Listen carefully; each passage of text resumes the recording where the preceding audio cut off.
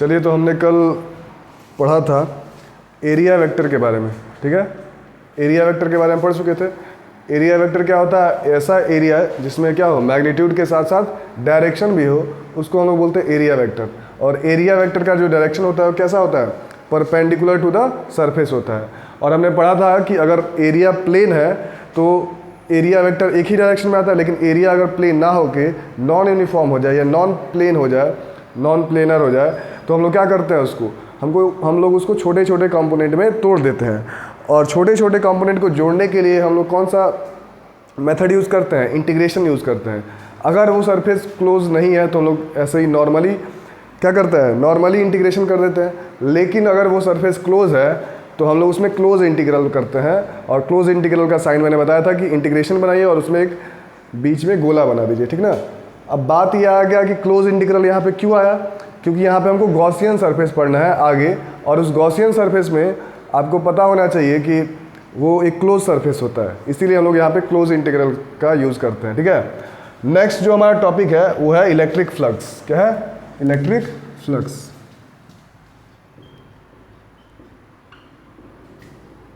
ठीक है, मैग्नेट पढ़ेंगे तो मैग्नेटिक फ्लक्स पढ़ेंगे, और इलेक्ट्रिसिटी पढ़ा है तो इलेक्ट्रिक फ्लक्स पढ़ेंगे। तो इलेक्ट्रिक फ्लक्स क्या होता है? तो एक बात सबसे पहले देखते हैं, फ्लक्स क्या होता है। तो फ्लक्स का मतलब होता है क्या? फ्लो। फ्लक्स का मतलब फ्लो। तो किसी चीज़ का बहाव को, किसी चीज़ के बहाव को क्या कहते हैं? फ्लक्स कहते हैं। अगर वो इलेक्ट्रिक फील्ड लाइंस फ्लो कर रही है तो उसको क्या बोलेंगे? इलेक्ट्रिक फ्लक्स बोलेंगे। बात समझ में? अगर मैग्नेटिक फील्ड लाइंस फ्लो करेंगी तो मैग्नेटिक फ्लक्स, और इलेक्ट्रिक फील्ड लाइंस फ्लो कर रही है तो उसको क्या बोलेंगे? इलेक्ट्रिक फ्लक्स कहेंगे, ठीक है ना। तो अब देखते हैं एक बात कि इलेक्ट्रिक फ्लक्स होता क्या है। तो इलेक्ट्रिक फ्लक्स क्या होता है कि number of field lines passing through any surface is called electric flux. मान लीजिए कि एक सरफेस है, ठीक ना, एक क्या है?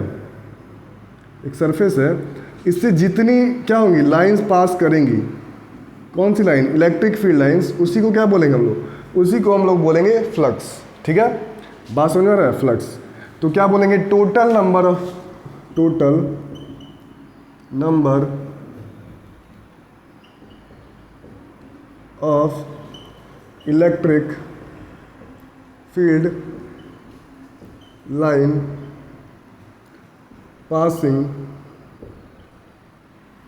passing normally, passing perpendicularly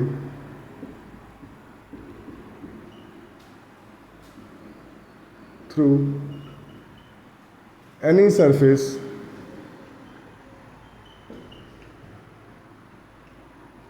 is called flux या electric flux of that surface. बात समझ में आ रहा है? किसी भी सरफेस से नॉर्मली जो इलेक्ट्रिक फील्ड लाइंस पास करती हैं, जैसे यहाँ पे एक चार्ज रख दीजिए, क्यू चार्ज की वजह से क्या होगा? इलेक्ट्रिक फील्ड लाइन पास करेंगी। जितनी इलेक्ट्रिक फील्ड लाइन इससे नॉर्मली पास करेंगी उसी को क्या बोलते हैं? उसी को बोलते हैं क्या? Flux, electric flux. इतना बात समझ में आ गया। अब इलेक्ट्रिक फ्लक्स को डिनोट कैसे करते हैं? तो इलेक्ट्रिक फ्लक्स को इट इज रिप्रेजेंटेड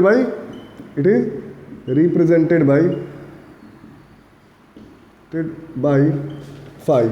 इसको फाई से रिप्रेजेंट करते हैं, कहीं कहीं फाई से रिप्रेजेंट करते हैं और कहीं कहीं यहाँ पे फाई ई लिख देते हैं, ठीक ना।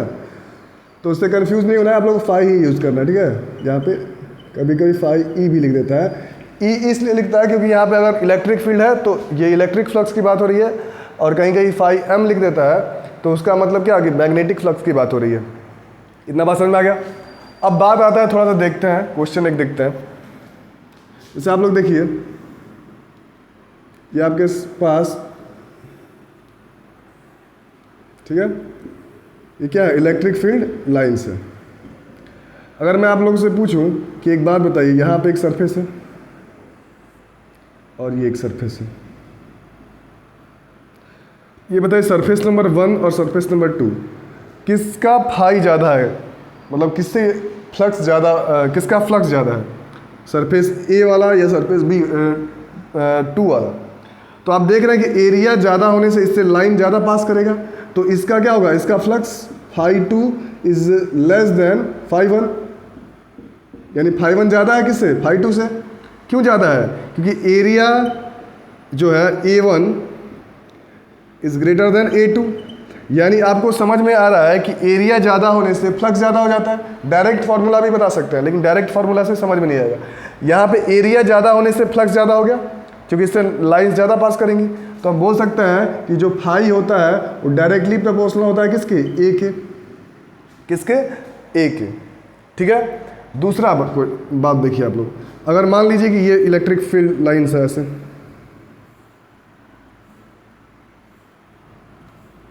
ठीक है, और ये इलेक्ट्रिक फील्ड लाइन्स है। अब एक बात ध्यान से समझिए, अगर ये दोनों एरिया सेम है, ये E1 है और ये E2 है, ये दोनों एरिया, लाइट चला गया, रुक जाइए एक मिनट। ठीक है, यहाँ पे देखिए इलेक्ट्रिक फील्ड लाइन ज़्यादा है और यहाँ पे इलेक्ट्रिक फील्ड लाइन्स कम है। तो मैं पूछूँ इसका 1 वाले का और ये 2 वाला है, किसका फ्लक्स ज़्यादा होगा? तो आप बोलेंगे क्या कि φ2 ग्रेटर देन φ1। क्यों ज़्यादा है? क्योंकि φ1 इज़ ग्रेटर देन φ2, क्योंकि इसका इलेक्ट्रिक फील्ड लाइन्स बहुत पावरफुल है, इससे ज़्यादा इलेक्ट्रिक फील्ड लाइन पास कर रही है।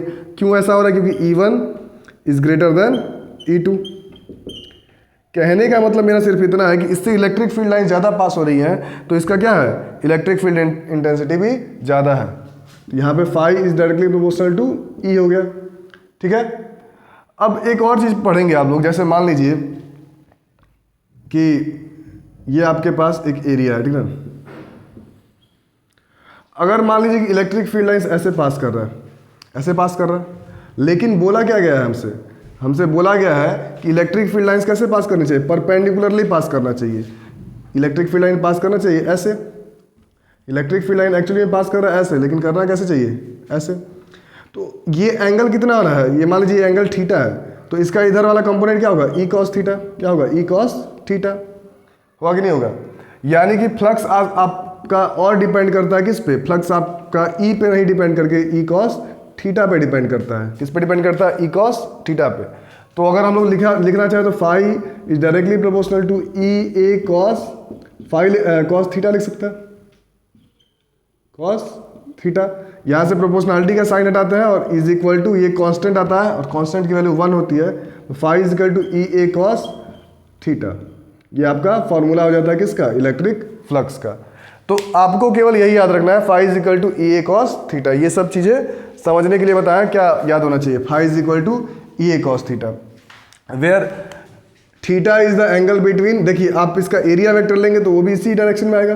किस डायरेक्शन में, इसके डायरेक्शन में, किसका, एरिया वेक्टर। तो आप बोल सकते हैं theta is the angle between electric field intensity and area vector. समझ में आ रहा? तो इसको मैं मिटा रहा हूँ, केवल हमको जो याद रखना है उसको देखिए, और नोट्स पे क्या लिखना है, it is represented by phi. ठीक है। अब देखिए इस पर लिखना क्या है हमको, ये आप लोग फिगर बनाएंगे, और ये इलेक्ट्रिक फील्ड लाइन्स ऐसे है, हमको चाहिए कैसे, नॉर्मल। डिफिनीशन में क्या लिखा है, पासिंग नॉर्मली, ठीक ना। तो ये एंगल थीटा हो गया, ये ई का डायरेक्शन है, तो हम लोग इसका एक कंपोनेंट लेंगे कैसे, ई कॉस थीटा, और यही क्या हो जाएगा, phi is equal to E A cos theta, where theta is the angle between, where theta is equal to angle between E vector and area vector. ठीक ना, बात समझ में आ रहा है? एरिया वेक्टर का डायरेक्शन कैसे होता है, परपेंडिकुलरली। एरिया के बीच का एंगल नहीं है, एरिया वेक्टर के बीच का एंगल है।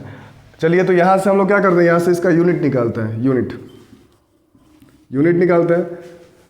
तो यूनिट क्या होगा बताइए, ई का यूनिट क्या होता है, ई इंटेंसिटी है। इंटेंसिटी इज इक्वल टू बताया था फोर्स अपान चार्ज होता है, तो फोर्स अपान चार्ज यानी कि न्यूटन पर कूलम, और एरिया का क्या होगा, मीटर स्क्वायर।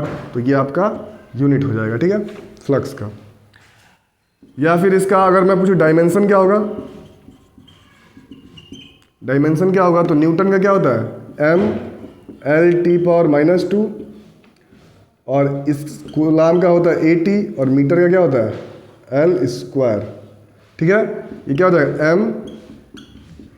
एल क्यूब और टी का पावर ए ऊपर जाएगा तो क्या होगा, ए का पावर -1 और टी का पावर -3। तो ये आपका क्या हो जाएगा, डायमेंशन हो जाएगा। अब इस पे एक दो क्वेश्चन करते हैं, उसके बाद इलेक्ट्रिक फ्लक्स और अच्छे से क्लियर हो जाएगा। बस आपको याद रखना है डेफिनेशन कि किसी सरफेस से जब इलेक्ट्रिक फील्ड लाइन पास करती है तो उसी को क्या बोलते हैं, इलेक्ट्रिक फ्लक्स बोलते हैं। जितनी इलेक्ट्रिक फील्ड लाइंस पास करेंगे उसको क्या बोलेंगे, इलेक्ट्रिक फ्लक्स बोलेंगे, टोटल नंबर ऑफ। लेकिन देखिए आप इसको काउंट नहीं कर सकते हैं, जो लाइंस पास करती हैं, ये नहीं कि इलेक्ट्रिक फील्ड लाइंस को काउंट कर लीजिए, काउंट नहीं कर सकते हैं, क्योंकि ये क्या होते हैं, एक इमेजिनरी लाइन है। मैंने डेफिनेशन लिखवाया था जब इलेक्ट्रिक फील्ड लाइंस के बारे में, तो मैंने बताया था कि ये क्या होता है, एक इमेजिनरी लाइंस होते हैं। ठीक है, तो इस पे एक दो न्यूमेरिकल करते हैं। ये देख लीजिए, यही फॉर्मूला है, और A is the angle between E and A. चलो इसके बाद हम लोग करते हैं क्वेश्चन। ठीक है, चलिए तो सबसे पहला क्वेश्चन, ठीक है, क्वेश्चन नंबर 1। मान लीजिए कि ये इलेक्ट्रिक फील्ड ऐसे है, ठीक, और यहाँ पे एक सरफेस रख दिया गया, ठीक, एक सरफेस रख दिया गया, और E इज इक्वल टू दे दिया है 10 न्यूटन पर कूलाम, 10 न्यूटन पर कूलाम। ठीक है, आपको ये क्वेश्चन दे दिया है। ठीक है, और ये आपका एरिया है। ठीक है, बात समझ में आ रहा है, मतलब एक मिनट रुकिए,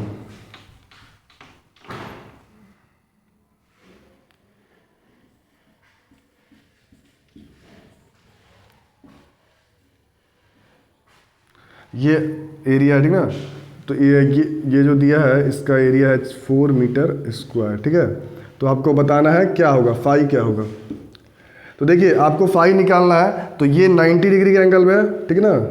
तो हम लोग क्या करेंगे, फाई इज इक्वल टू लिखेंगे ई ए कॉस थीटा, ई का वैल्यू 10 और ए का वैल्यू 4 और कॉस थीटा का वैल्यू कितना होगा, कॉस। देखिए यहाँ पे एंगल क्या होगा, यहाँ से एरिया वेक्टर इसी डायरेक्शन में, ये प्लेन जो है आपका, ये प्लेन कैसा है, देखिए ये प्लेन ऐसे है, ये प्लेन ऐसे रखे हैं हम, ठीक ना। अब 3D तो बनाएंगे नहीं, ये प्लेन ऐसे है और इलेक्ट्रिक फील्ड लाइन ऐसे पास कर रही हैं। ध्यान से देखिए, ये प्लेन ऐसे है और इलेक्ट्रिक फील्ड लाइन्स ऐसे पास कर रही हैं। तो मैंने बताया था कि एंगल बिटवीन एरिया वेक्टर, तो एरिया वेक्टर भी इसी डायरेक्शन में है। एरिया वेक्टर का डायरेक्शन किधर होता है, सरफेस के परपेंडिकुलर, तो परपेंडिकुलर एरिया वेक्टर भी है और ई का भी डायरेक्शन इधर ही है। तो दोनों के बीच का एंगल कितना हो जाएगा, 0।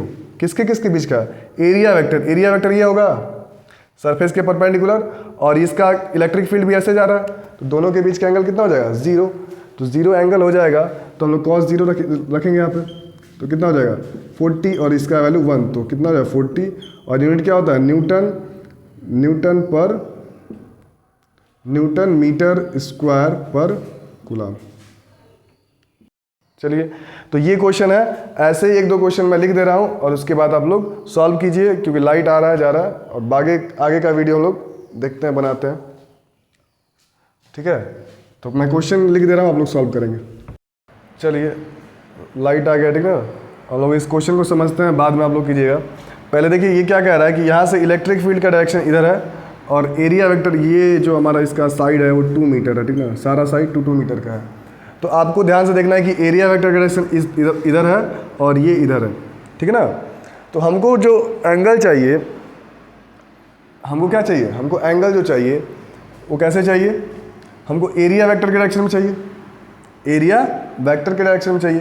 तो हम क्या करेंगे, यहाँ से जो ये है इसका आप चाहे तो इसका कंपोनेंट ले लीजिए, तो कंपोनेंट क्या होगा, कॉस थीटा, या फिर फॉर्मूला हमको पता है, फाई इज इक्वल टू क्या, फाई इज इक्वल टू ई के जगह पे कितना रखेंगे 40, और ए के जगह पे क्या रखेंगे, ए की जगह पे 2 है, तो 2 क्या है, स्क्वायर है, तो 2 का स्क्वायर कितना हो जाएगा 4, और कॉस 60, तो कितना हो जाएगा 4 160, और ये 1/2 कितना हो जाएगा 80 न्यूटन मीटर स्क्वायर पर कूलाम, न्यूटन मीटर स्क्वायर पर कूलाम। ये बात समझ में आया। अब देखिए यहाँ पे जैसे इस क्वेश्चन में ये इलेक्ट्रिक फील्ड का डायरेक्शन दे दिया है और ये सरफेस गोला ऐसे है, तो इसका जो एरिया वेक्टर होगा ये ऐसे होगा, एरिया वेक्टर इसका ऐसे ना होगा। तो हमको एंगल किसके किसके बीच चाहिए, एरिया वेक्टर ए के बीच में और इसके बीच में। तो तो ये दिया है सरफेस के बीच का एंगल 30 डिग्री, हमको चाहिए किसके बीच में, इसके बीच में, ठीक है। तो ये कितना होगा, ये 30 हो गया, तो ये 60 होगा। कुछ बच्चे यहीं पे एंगल रख के कर देंगे, तो ऐसा नहीं करना है। आपको हमेशा ध्यान देना है कि एरिया वेक्टर और ई के डायरेक्शन में, और एरिया वेक्टर किधर होता है, परपेंडिकुलर होता है, ठीक है। तो ये क्या हो जाएगा, फॉर्मूला है E phi is equal to E A cos theta, cos theta. तो ई का वैल्यू कितना है, ई का वैल्यू 8, और ये क्या है, सर्कल है, और सर्कल का एरिया कितना होता है, पाई आर स्क्वायर। तो कितना हो जाएगा, पाई आर स्क्वायर, ठीक ना। तो पाई 4 पाई हो जाएगा, 4 पाई, और इंटू कॉस कितना हो जाएगा 60, कॉस 60। तो कितना हो जाएगा ये, 8 4 जा 32 पाई इंटू 1/2। तो ये कटेगा कितनी बार में, 16 पाई हो जाएगा ये, ठीक ना। तो ये आपका आंसर हो जाएगा, ठीक है। एक और इस पे क्वेश्चन करते हैं, ठीक है, एक और क्वेश्चन इस पे करते हैं, मिटाते हैं इसको।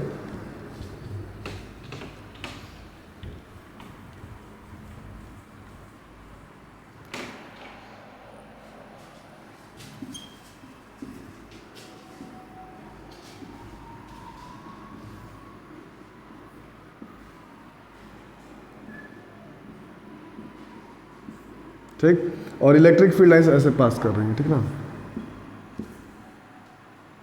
ठीक, ये सरफेस नंबर 1 2 3 आप लोग ले लेंगे, ठीक ना।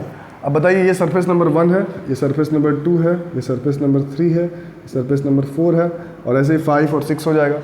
इसका मैं मान लेता हूँ ये इस 2 मीटर दिया है, और इलेक्ट्रिक फील्ड इंटेंसिटी है हमारा कितना, मान लेते हैं 5 मीटर पर 5 न्यूटन पर कूलाम, ठीक है।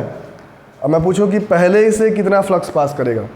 तो एक बात बताइए, ये जो सरफेस है, ध्यान से देखिए, इसके बीच का एंगल देखिए, इलेक्ट्रिक फील्ड का डायरेक्शन उधर है, और एरिया वेक्टर परपेंडिकुलरली होता है, तो इधर एरिया वेक्टर होगा, इधर क्या होगा, एरिया वेक्टर होगा, ये ए होगा, A1 का डायरेक्शन होगा, और इलेक्ट्रिक फील्ड का E1 का ई का डायरेक्शन इधर है।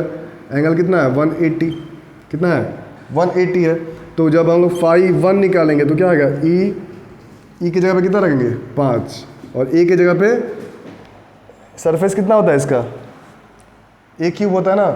तो ए क्यूब होता है, कितना होता है सरफेस, चलिए, तो इसका ए स्क्वायर होगा, तो हम लोग क्या करेंगे, 2 का स्क्वायर यानी 4, और दोनों के बीच का एंगल 180 है, और कॉस 180 का वैल्यू कितना होता है, -1, तो इंटू -1, तो ये कितना आएगा, -20, और यूनिट क्या होगा, न्यूटन मीटर स्क्वायर पर कूलाम। वैसे ही अगर मैं दूसरे सरफेस की बात करूं, इसकी बात करूं, तो आप देखिए इधर एरिया वेक्टर का डायरेक्शन किधर होगा, इधर ए, और ये इलेक्ट्रिक फील्ड का डायरेक्शन है, दोनों के बीच का angle theta is equal to 0 है। तो यहाँ पे अगर आप निकालेंगे तो क्या आएगा, फाई इज इक्वल टू आएगा 5 इंटू कितना, इसका भी इस सरफेस का एरिया कितना होगा, इधर वाले सरफेस का ए स्क्वायर, ठीक है। ये कितना हो जाएगा, 4 हो जाएगा, और ये कितना हो जाएगा, 1, तो कितना हो जाएगा 20। लेकिन अगर आप तीसरे वाले को देखते हैं, तो तीसरे वाले में ई का डायरेक्शन इधर है, और ए का एरिया वेक्टर ऊपर होगा, एरिया वेक्टर का हमेशा परपेंडिकुलरली बाहर की ओर, तो इसके बीच का एंगल कितना है, 90। और आपको पता होना चाहिए कि फाई 3 क्या हो जाएगा, 0 हो जाएगा, क्योंकि यहाँ पे 90 रखेंगे तो पूरा वैल्यू क्या कर देगा, 0 कर देगा। वैसे ही आप लोग यहाँ पे देखेंगे तो एरिया वेक्टर ऐसे है, सॉरी, ई का डायरेक्शन इधर है और एरिया वेक्टर नीचे है, दोनों एरिया वेक्टर का डायरेक्शन इधर है और ई का डायरेक्शन इधर है, दोनों मिल के बीच का एंगल कितना है, 90, और यहाँ पे cos 90 फिर रखेंगे तो 5/4 कितना हो जाएगा, 0। और आप इस पूरे फिगर में ध्यान से देखेंगे तो ये -20 और ये +20, यानी टोटल फ्लक्स इससे जो पास हो रहा है वो पूरा 0 हो गया। टोटल फ्लक्स फाई क्या होगा, टोटल फ्लक्स कितना होगा बताइए, φ1 + φ2 + φ3 + φ4। अब देखिए φ1 कितना है, -20 + 0 प्लस क्या होगा 0 और +20, अब टोटल मिलके कितना हो गया 0। तो किसी भी क्लोज सरफेस से जो टोटल फ्लक्स पास होता है वो 0 होता है, ठीक ना। ये बात को आप लोगों को याद रखना है कि किसी भी क्लोज सरफेस से जो फ्लक्स पास करता है वो 0 होता है। निकालेंगे कैसे, तो एक एक कंपोनेंट को लेकर के निकालेंगे। इसके बाद और भी क्वेश्चन है, बाद में कराएंगे, लाइट का प्रॉब्लम है, ठीक है, तो बाद में इसको देखते हैं हम लोग।